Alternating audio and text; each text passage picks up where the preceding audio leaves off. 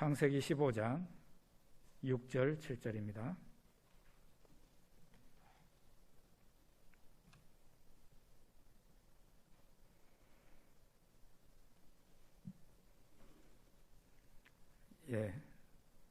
같이 읽겠습니다.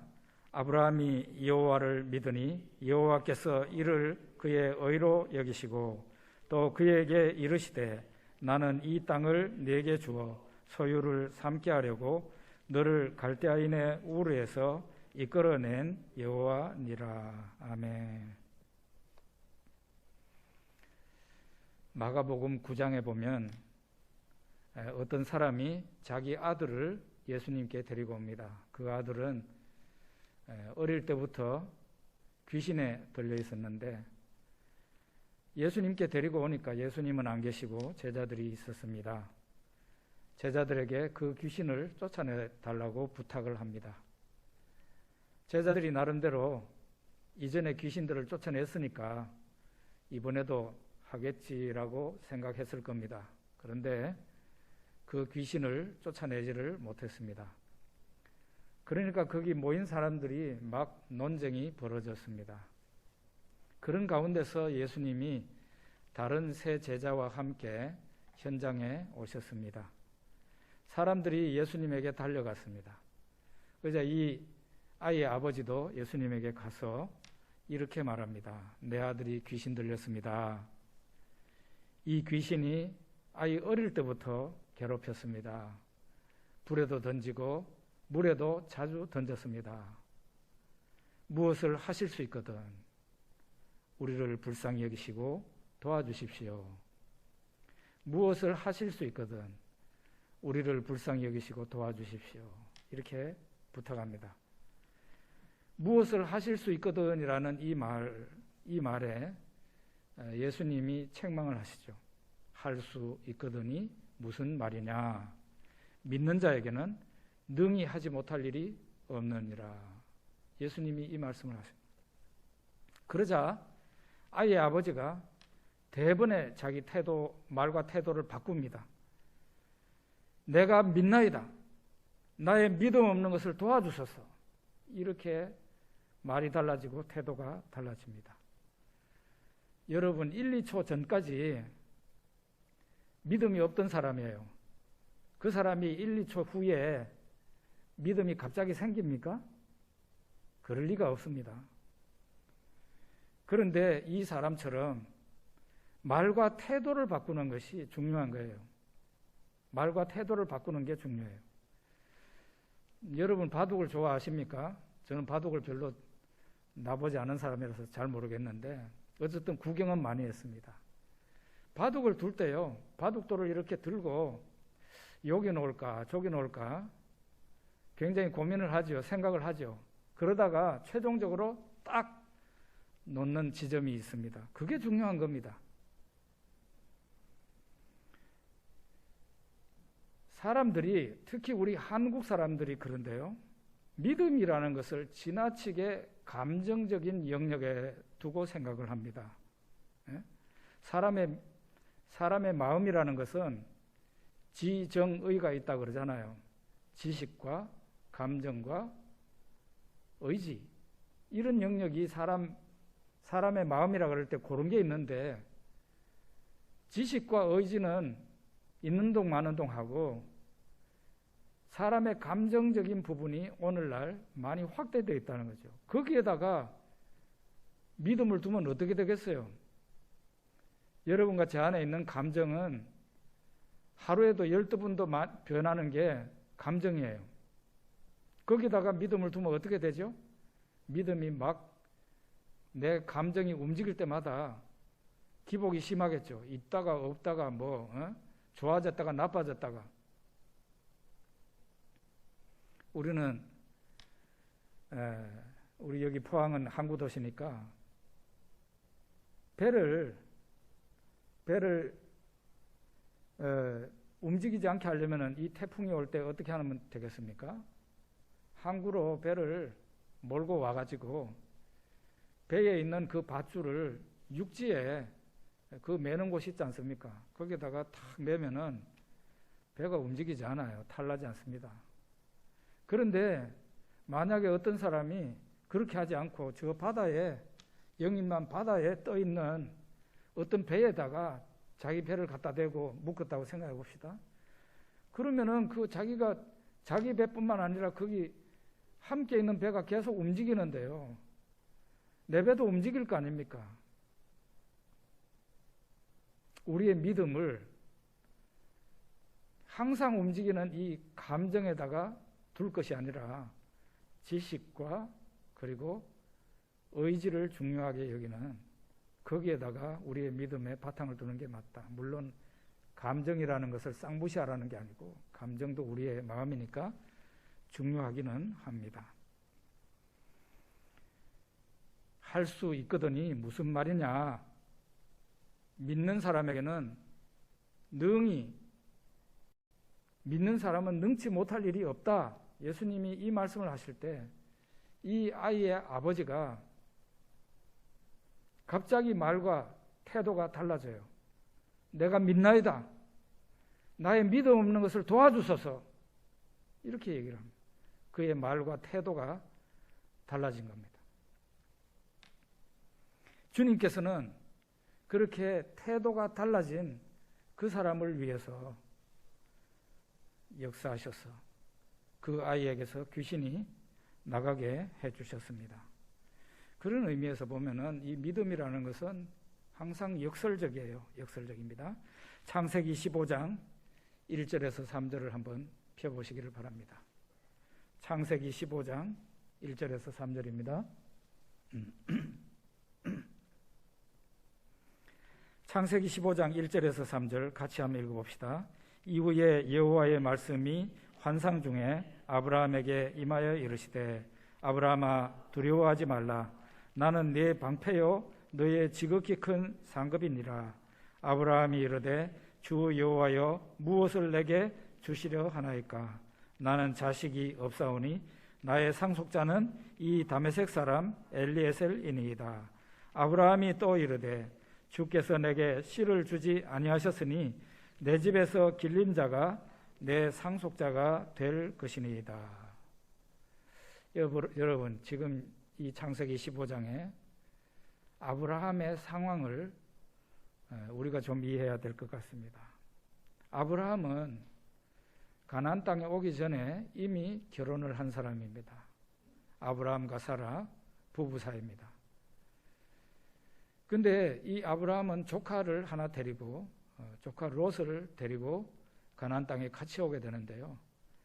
이미 가나안 땅에 들어올 때 아브라함 부부는 벌써 결혼한 지 오래된 사람들이에요. 그리고 자식이 없는 사람들. 산부인과적으로 말을 하자면 이 사람들은 불임 부부예요.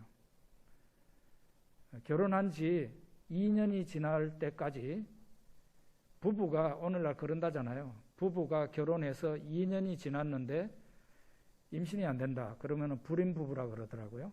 그런데 이 집은 결혼한 지 벌써 아마 수십 년이 지난 사람들이에요. 그런데도 자식이 없습니다. 이 자식이 없는 불임 부부인 이 두 사람에게, 이 부부에게 하나님이 어느 날 말씀하시죠. 너는 너의 본토 친척 아비 집을 떠나서 내가 너에게 지시하는 곳으로 가라. 내가 너에게 복을 주겠다.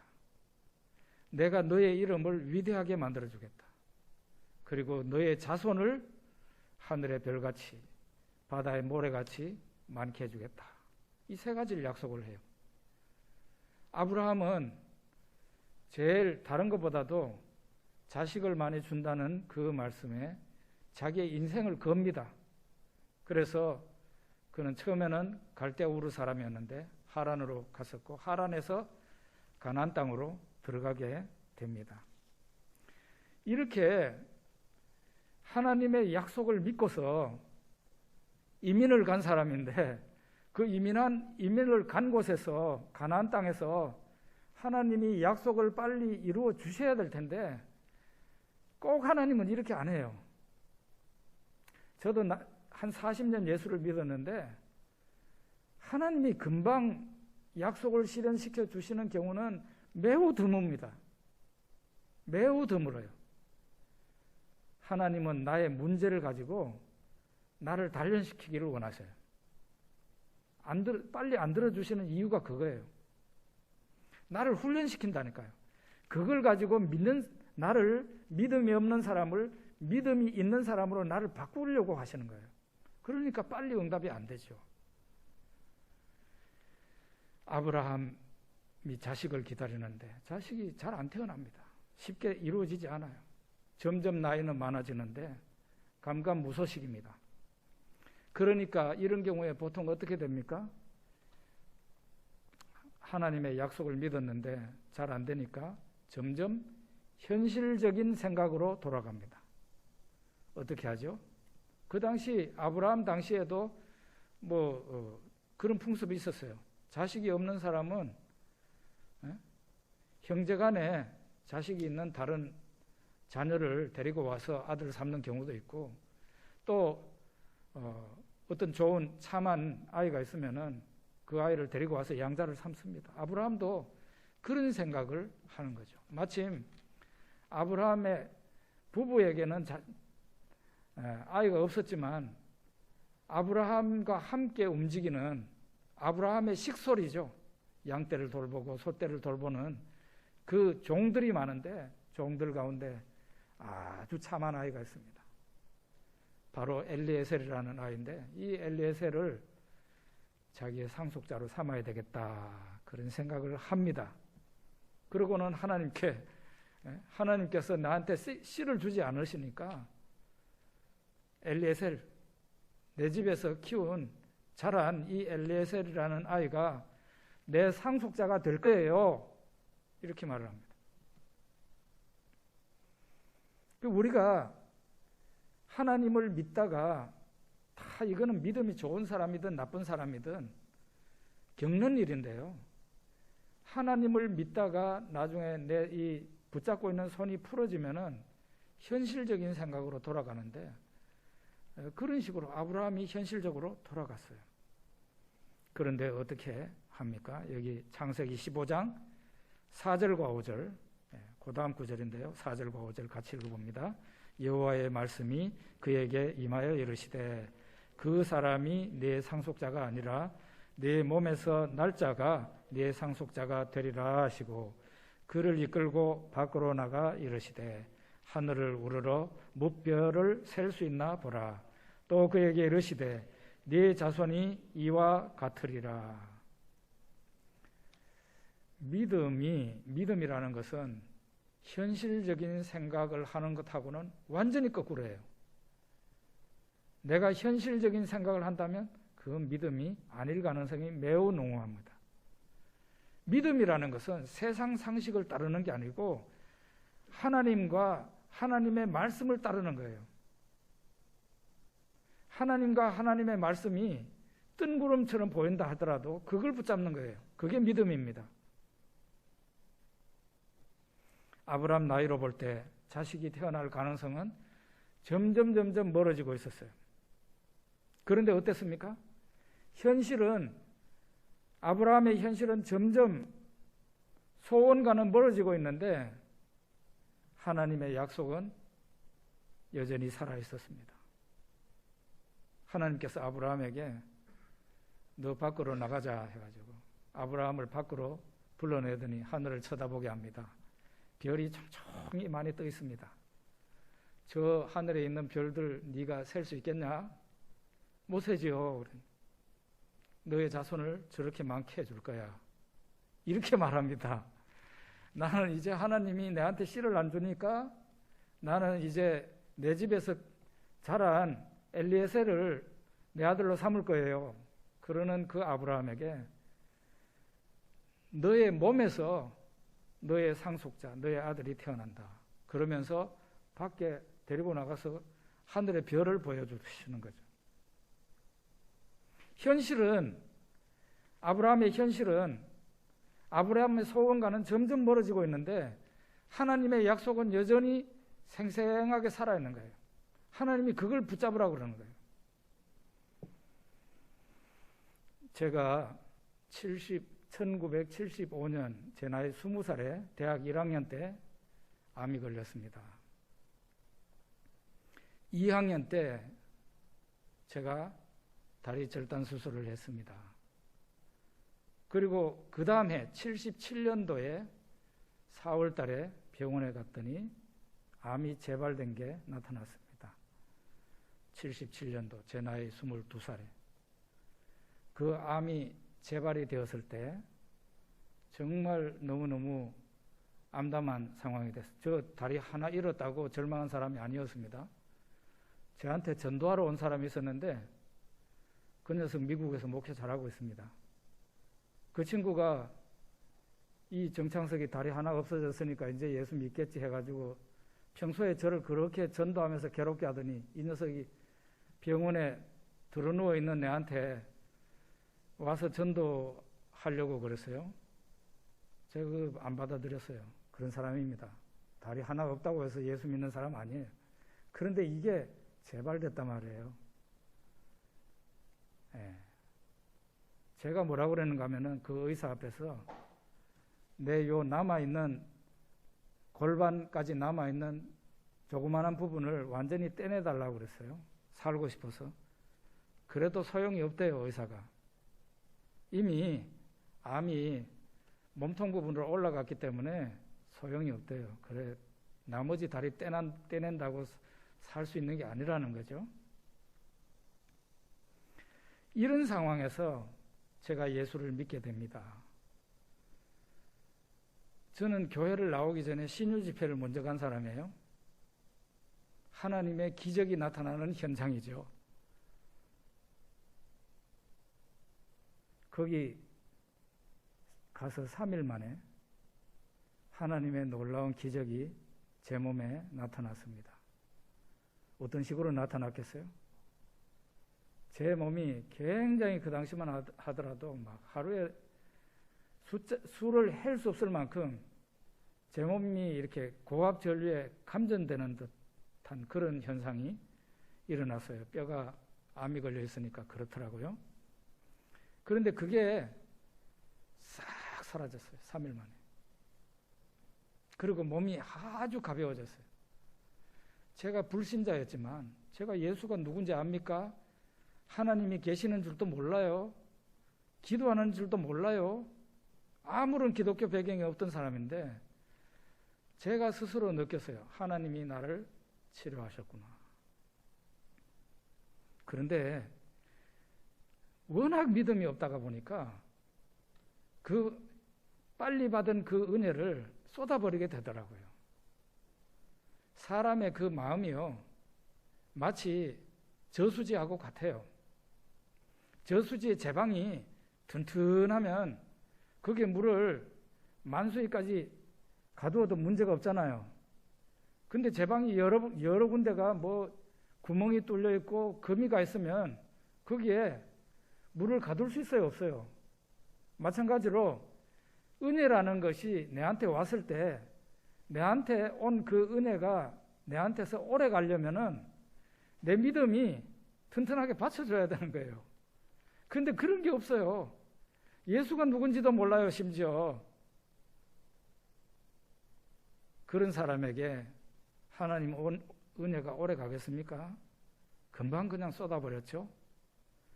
다른 말로 하면은 제가 암이 재발된 겁니다.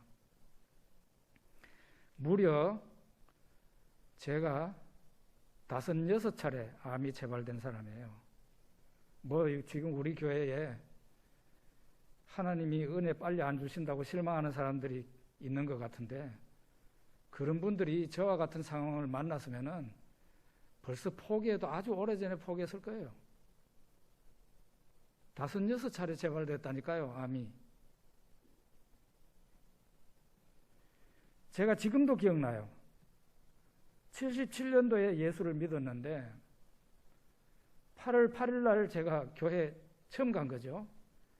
그때 기도 제목이 그거예요. 암이 재발됐을 때 제가 예수 믿고 난 뒤에 은혜를 엎어버리고 난 뒤에 그게 고쳐졌던 암이 다시 재발됐다니까. 그 재발이 됐을 때 하나님 앞에 기도했어요. 하나님 아버지, 77년이 다 지나가기 전에 제 이 암이 완치되게 해주세요. 기도했는데 야속하게도 그 해가 넘어가더라고요. 얼마나 상심이 되는지. 그리고 78년도가 됐습니다. 이제는 교회를 다니게 됐어요. 제가 금식도 하고 교회 문경에 제가 다니던 교회인데 밤에 캄캄한 아무도 기도하는 사람이 없는 그 교회에 밤에 깜깜한 거기에 기도실에서 밤을 그냥 초신자가 그것도 밤을 지새우고 그렇게 기도하면서 뭐라고 그랬는가 하면 하나님 이 78년도가 지나가기 전에 내 암을 완쾌시켜 주십시오. 기도했는데 야속하게도 그에도 넘어가 버리더라고요. 그러는 가운데 저는 신학대학을 콜링을 받아서 신학대학 시험을 준비하고 있었어요. 암이 내한테도 있는데도. 그리고 79년도 1월달인가 2월달인가 모르겠는데 신학대학에 시험을 쳐서 합격했습니다. 그리고 3월달에 입학을 했습니다.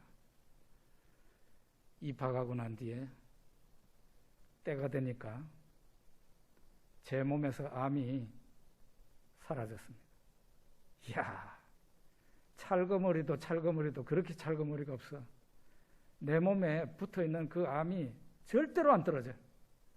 아무리 떼내려고 그래도 안 떨어져요. 그랬는데 79년 3월달 제가 하나님께서 명하신 대로 신학대학에 딱 들어가서 입학을 하니까 어느 날 그때부터 마치 자욱한 그 길 가다가 자욱한 안개를 만났는데 그 자욱한 안개길을 걷는 기분이었는데 순식간에 안개가 사라질 때는 순식간에 사라지잖아요. 그죠? 순식간에 사라진다고 안개가. 그처럼 저를 그렇게 끈질기게 괴롭혔던 4년 동안 저를 드러눕게 했던 그 암이 저를 떠났어요. 그러고 난 뒤에 다시는 재발되지 않았습니다. 제가 만약에 정말 내가 이기나 암이 이기나 그 지루한 그 싸움에서 내가 포기하고 졌으면 암이 이겼을 것이고 저는 죽었을 겁니다. 저한테 오늘날 저는 없었어요. 그 암이 이기나 내가 이기나 하는 그 지루한 싸움에서 내가 끝까지 포기하지 않고 하나님의 은혜를 구했기 때문에 저에게 좋은 날이 이게 된 겁니다. 왜 포기하는 거예요? 지금 포기하고 기도 안 하는 사람들은 그 자체가 믿음이 없다는 것을 드러내는 겁니다. 한동안 믿는 것 같이 그랬죠. 믿음이 없는 것을 드러내는 거예요. 포기하는 것 자체가. 현실을 바라볼 것인가? 하나님을 바라볼 것인가? 거기에서 당연히 우리는 하나님을 바라봐야 되고 그게 믿음이다. 그 말이에요. 창세기 15장 6절 7절 한번 봅시다. 우리 같이 읽죠. 아브라함이 여호와를 믿으니 여호와께서 이를 그의 의로 여기시고 또 그에게 이르시되 나는 이 땅을 내게 주어 소유를 삼게 하려고 너를 갈대아인의 우르에서 이끌어낸 여호와니라. 아브라함이 하나님을 여호와를 믿으니 여호와께서 이를 그의 의로 여기시고 그랬어요. 아브라함이 여호와를 믿으니, 이 믿으니라는 말이요, 성경 원문을 보면은 아멘이라는 말이에요. 아멘. 우리가 믿을 때 아멘 아멘 그러죠. 이 믿는다는 말이 아멘이에요. 아멘. 아브라함이 자기 상황이 점점 안 좋은 쪽으로 가고 있어요. 그런데도 하나님이 말씀하시니까 아멘, 제가 믿습니다. 이렇게 된 거예요. 하나님께서는 아멘으로 화답하고 하나님을 믿는 그 아브라함을 의롭다 여기셨다 그랬어요. 의롭다 여기셨다. 여러분, 우리 개신교, 기독교 교리 가운데 구원론 뭡니까? 이신칭의 교리입니다. 믿음으로 의롭다함을 받는다. 그게 바로 창세기 15장 6절이 근거 구절이에요. 이게 바로 로마서 4장까지 오게 됩니다. 믿음으로 아브라함이 하나님을 믿으니 하나님께서 이를 그의 의로 여기셨다 그랬어요. 로마서 4장 18절에서 24절, 좀 긴데요. 한번 찾아봅시다. 로마서입니다. 신약성경 로마서 4장 18절 보겠습니다. 예, 오늘 오랜만에 성경 찾습니다. 지금 영상으로 예배드리는 분들은 성경 말씀이 자동으로 떠 있어서 잘 볼 수 있습니다만 예배 참석하신 분들은 성경 찾아야 됩니다. 로마서 4장 18절에서 24절까지 우리 천천히 읽어봅시다.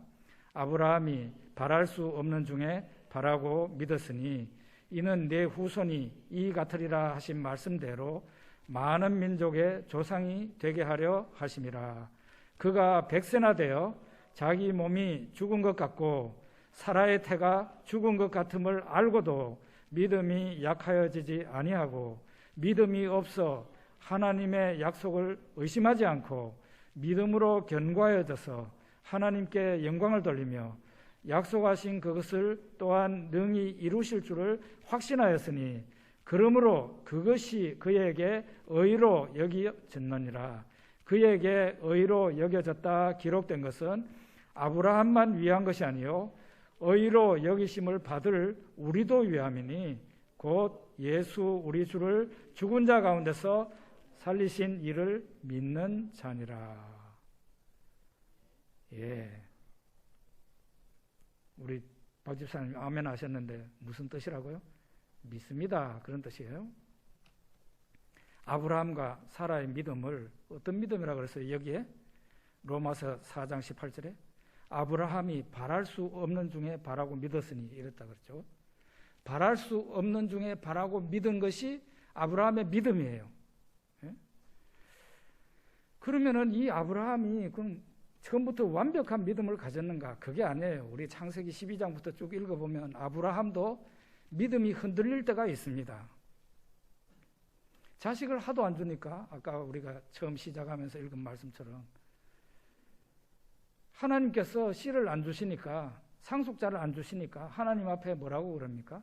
하나님께서 내게 씨를 안 주시니까 내 집에서 길리운 다메섹 사람 이 엘리에셀이 내 상속자가 될 거예요. 그런데 하나님께서 아니라 그러지 않습니까? 그거 흔들린 게 보이잖아요. 아브라함 믿음 흔들린 게 보여요.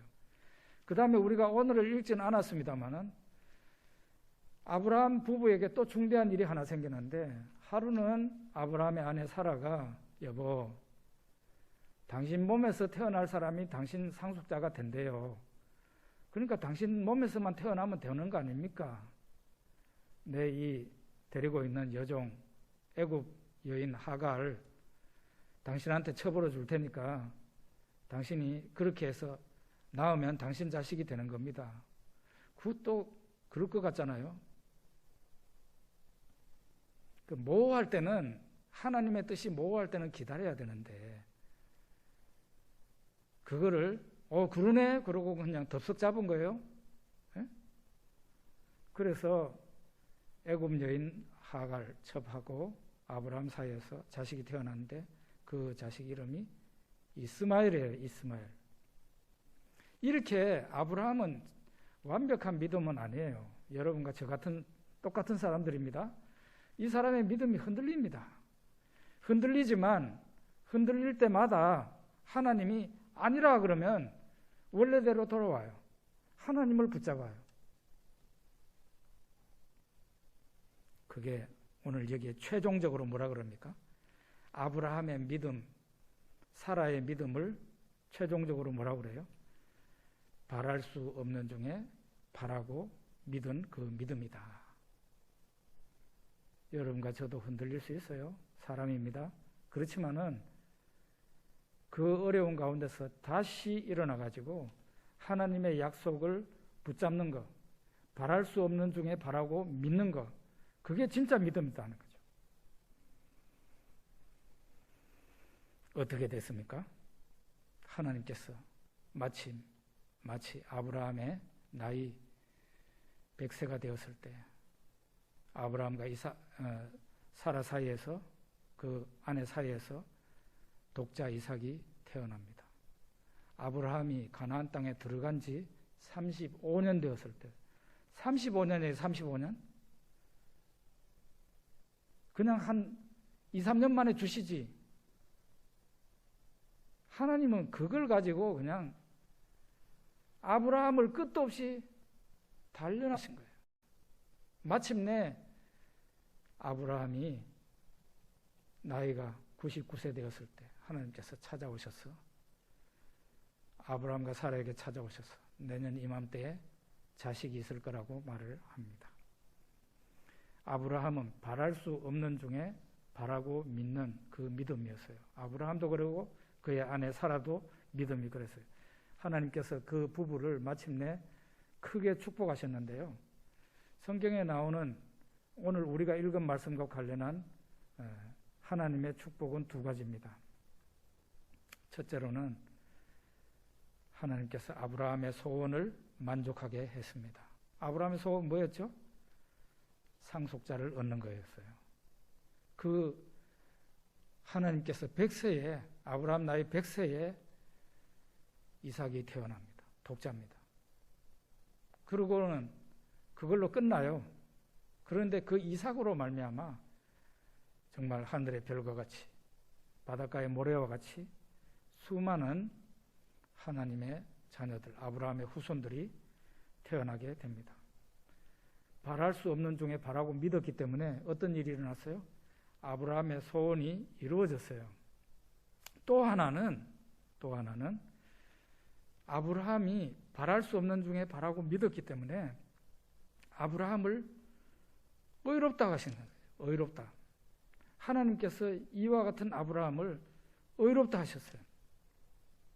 이 의롭다고 하신 것은 아브라함이 착한 일을 많이 해서 율법을 잘 지켜서 의롭다함을 얻은 게 아니라 아브라함이 하나님을 향해서 가진 그 믿음, 바랄 수 없는 중에 바라고 믿는 그 믿음을 보시고 하나님께서 아브라함을 의롭다고 하신 거예요.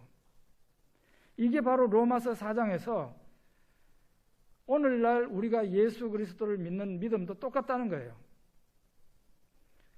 하나님께서 하나님의 아들 예수님을 이 세상에 보냈습니다.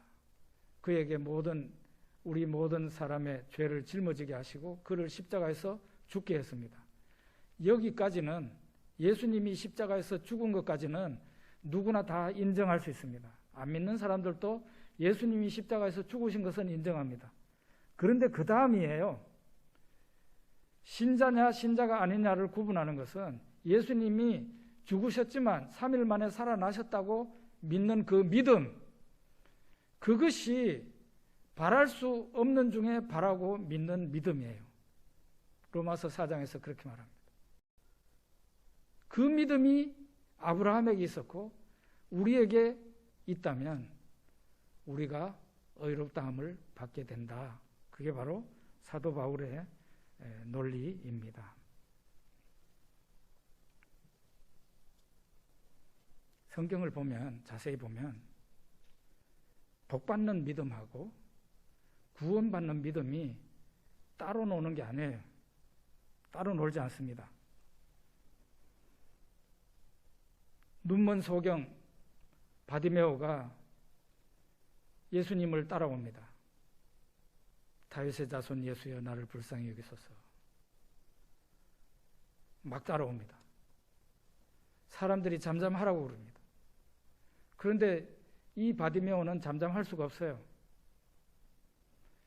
다윗의 자손 예수여 나를 불쌍히 여기소서 더 큰 소리로 부릅니다. 예수님이 길 가다가 서가지고 그 사람을 데려오라 그럽니다. 내가 너에게 무엇을 하여 주기를 원하느냐? 주여 보기를 원하나이다. 예수님이 뭐라고 그랬어요? 네 믿음대로 되라. 네 믿음대로 될지어다. 그러니까 바디메오의 눈이 정상인의 눈과 같이 되었습니다.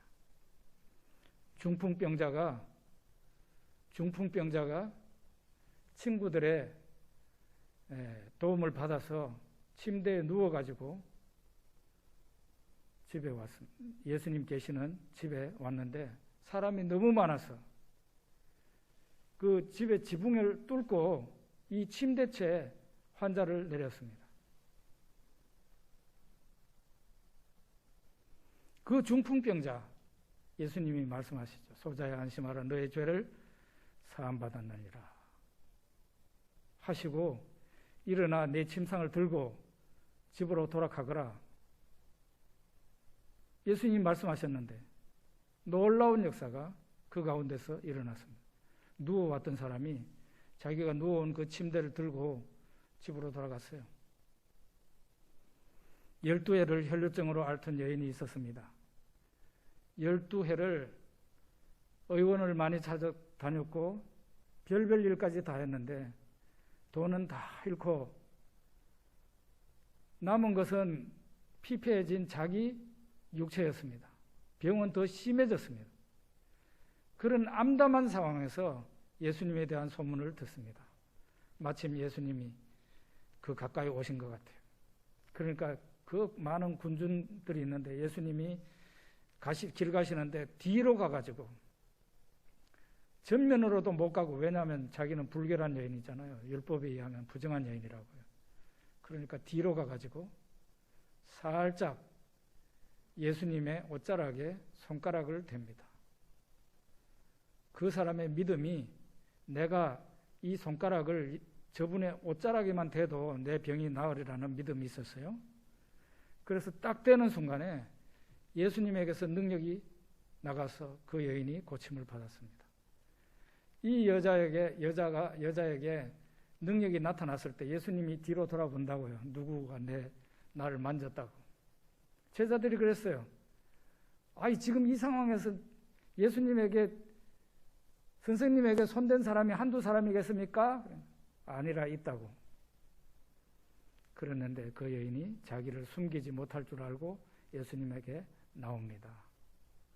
제가 그랬습니다. 가라. 네 믿음이 너를 구원하였느니라. 예수님이 이런 멋진 말씀하셨어요. 너의 믿음이 너를 구원했다. 가거라. 평안히 가거라. 이 믿음이 어떤 믿음인가요? 바랄 수 없는 중에 바라고 믿은 믿음이에요. 그런 사람들이 병고침을 받고 하나님의 은혜를 체험하고 하나님의 능력을 체험한 겁니다. 아브라함이 상황이 어떻게 됐어요? 75세 가나안 땅에 들어갔으면 그냥 하나님께서 한 2, 3년 정도 훈련시키고 난 뒤에 바로 그냥 자식을 주실 일이지, 제 같으면 그렇게 했을 것 같은데 하나님은 그렇게 하시지 않네요. 그렇게 안 해요. 그 아브라함의 소원을 가지고 줄락말락하면서 무려 35년간이나 지나갑니다. 아브라함의 나이가 99세가 되고 사라의 나이가 90이 되었습니다. 이제는 나무로 치자면 고목나무가 변해서 죽은 나무와 같이 됐어요. 그때가 될 때까지 사실은 하나님이 기다리신 거예요. 그냥 나는 절망이다 할 정도가 아니라 절망 위에 절망, 절망 위에 절망 해가지고 희망이라고는 한 개도 없어진 상태. 절망의 끝자락이죠. 거기에 하나님이 계셨습니다.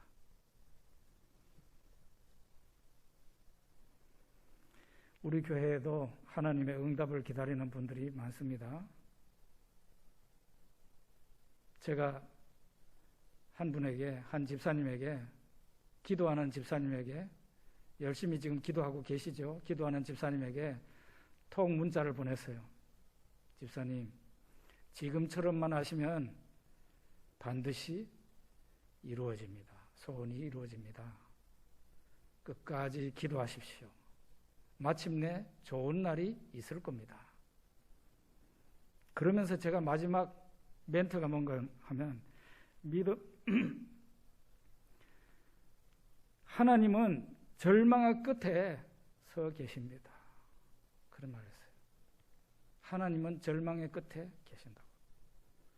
바로 아브라함이 그런 경우였고, 성경에 하나님의 은혜와 능력을 체험했던 수많은 사람들이 절망의 끝에서 하나님을 만나게 된 사람들입니다. 다시 한번 우리가 요약하자면 아브라함의 믿음은 어떤 믿음인가? 바랄 수 없는 중에 바라고 믿은 그 믿음이다. 그 믿음으로 아브라함은 두 가지 축복을 받습니다. 자기의 소원이 이루어집니다. 또 하나는 그 믿음으로 의롭다 하심을 받습니다. 우리 역시 동일해요. 우리도 하나님 앞에 바랄 수 없는 가운데서 하나님을 믿고 믿는다면, 바랄 수 없는 중에 바라고 믿는다면 하나님께서 여러분과 저의 소원을 만족하게 하실 겁니다. 그리고 우리를 의롭다고 하실 거예요. 이 믿음으로 끝까지 가셔서 우리 교회 가운데 어느 한 사람도 예외 없이 다 하나님의 축복과 은혜를 경험하시기 바랍니다. 기도하겠습니다.